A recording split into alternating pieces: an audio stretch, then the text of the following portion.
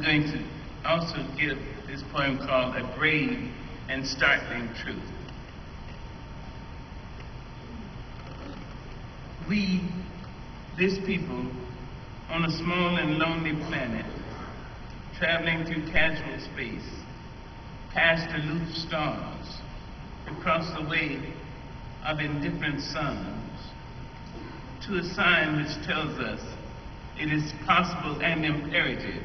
that we learn a brave and startling truth. And when we come to it, to the day of peacemaking,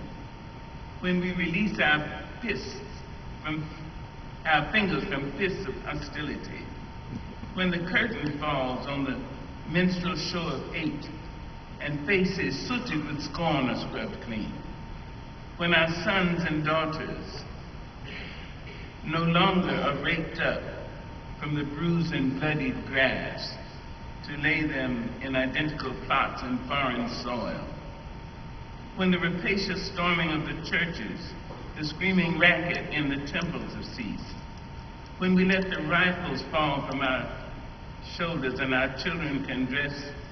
their dolls in flags of truce, when landmines of death have been removed and our aged can walk into their evenings of peace, when childhood dreams are not kicked away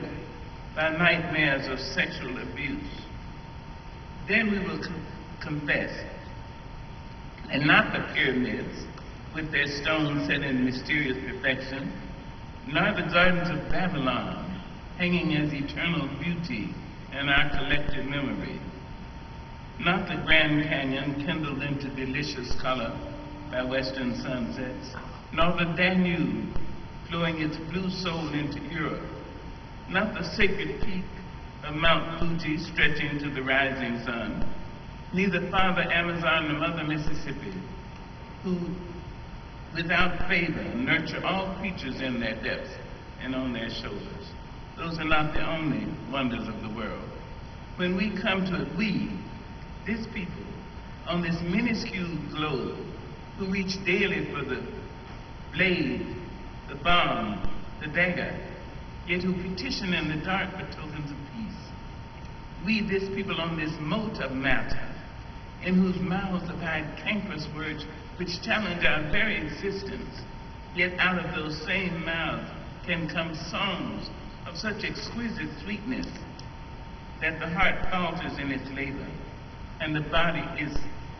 quieted into awe. We, this people, whose hands can strike with such abandon that in a twinkling life is sapped from the living, yet those same hands can touch with such exquisite tenderness that the haughty neck is happy to bow and the proud back is glad to bend. Of such chaos we learn we are neither devils nor divines. We, this people on this floating body, created on this earth, of this earth, have the power to fashion for this earth a climate where every man and every woman can live freely without sanctimonious piety, without crippling fear. When we come to it, we must confess that we are the possible. We are the miraculous. We are the true wonder of this world. That is when, and only when we come to it. Thank you.